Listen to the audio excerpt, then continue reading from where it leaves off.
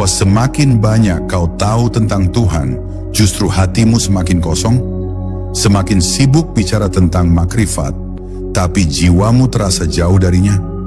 Itulah tanda bahwa ilmu hanya sampai di kepala, tapi belum menembus ke dalam rasa. Makrifat bukan tentang menambah tahu. Makrifat adalah tentang lebur. Dan rasa adalah satu-satunya jalan untuk sampai ke hadiratnya. Ia tak bisa diajarkan, hanya bisa dihidupkan. Ia tak datang karena dicari, tapi karena kita siap ditanggalkan.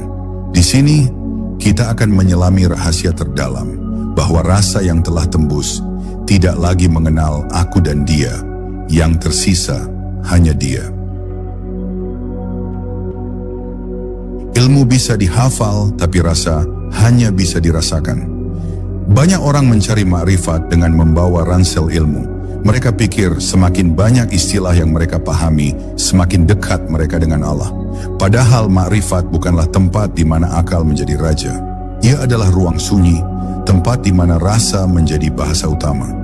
Ilmu bisa dihafal, dituliskan, bahkan diperdebatkan.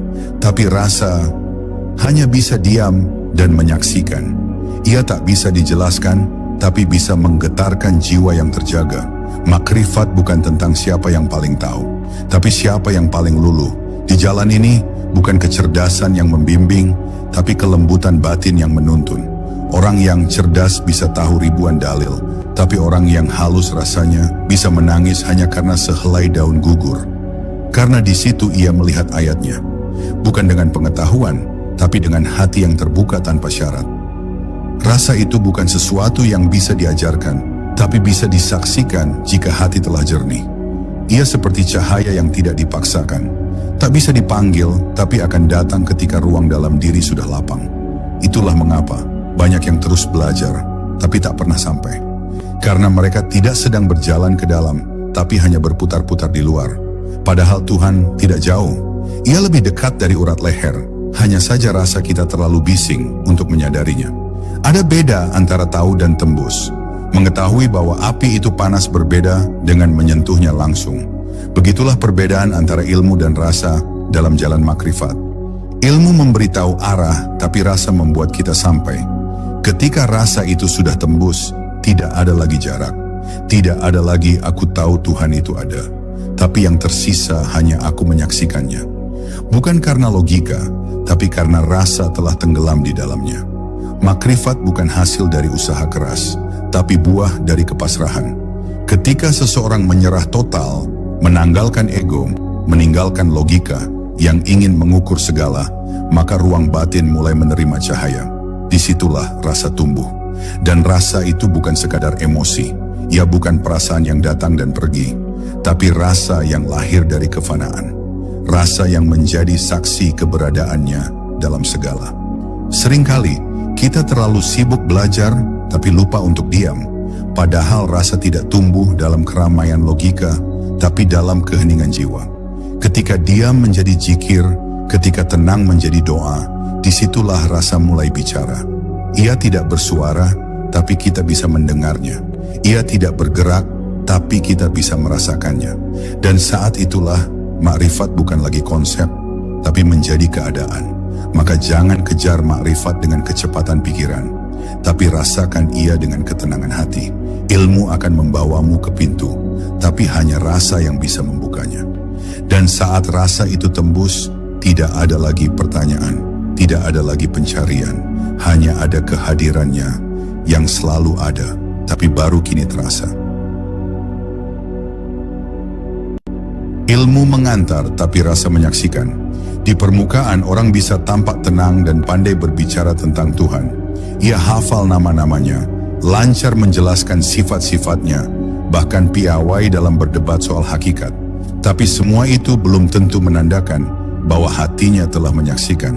Karena ilmu hanya bisa mengantar, tapi tidak bisa menggantikan rasa. Seperti petunjuk jalan yang bisa menunjukkan arah ke gunung, namun tak akan pernah bisa memberikan pengalaman melihat matahari terbit dari puncaknya. Makrifat bukanlah menambah tahu, tapi melepas yang kita kira tahu. Semakin banyak kita tahu, semakin besar kemungkinan kita terjebak dalam kebanggaan. Tapi semakin kita menyelam dalam rasa, semakin kecil keberadaan aku. Ilmu berkata, aku tahu tentang Tuhan. Tapi rasa berkata, yang tahu hanyalah Dia, dan aku hanyalah cermin tempatnya memantul. Disinilah makrifat menjadi sesuatu yang bukan dipelajari, tapi dialami, bukan dikuasai, tapi diterima dalam keadaan pasrah total. Ada perbedaan mendasar antara tahu karena pernah dengar, dengan tahu karena pernah menyentuh.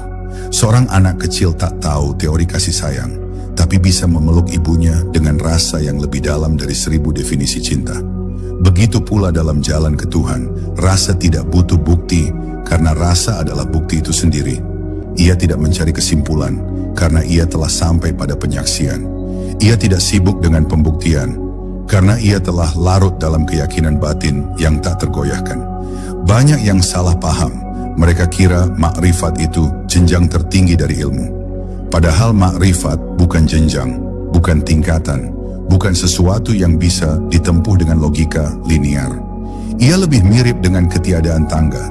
Ia hadir saat segala tangga telah hancur dan seseorang jatuh bebas ke dalam lubuk keheningan paling dalam. Lalu di sana, ia menemukan bahwa Tuhan tidak pernah jauh.